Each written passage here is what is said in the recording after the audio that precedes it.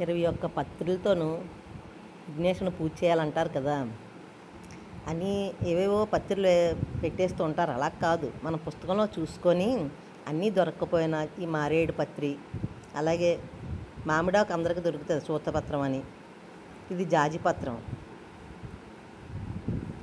అలాగే తులసి, గరిక, అది చంద్రకాంతం పూలాకులు, అది ఉమ్మెత్తాకు, నా దగ్గర మరువం ఉంది, మరువం, ఇది సెమీ వృక్షం ఉంది అంటే జమ్మి చెట్టుది, అలాగే ఇది ఈ ఆకులు,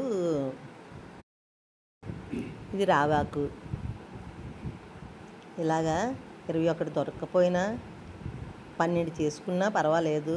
12 కూడా దొరకవు కదా, ఈ మరువం లేని వాళ్ళు ఏం చేస్తారంటే గరిక, అలాగే తులసి, మారేడు పత్రం, ఈ 3 భగవంతుని పూజ చేసుకున్నా మంచిదే.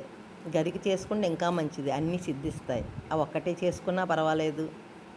నేను ఇలాగా చేసుకుంటున్నాను, మీకు చూపిస్తున్నాను. ఏ ఆకులు పెట్టేయకుండా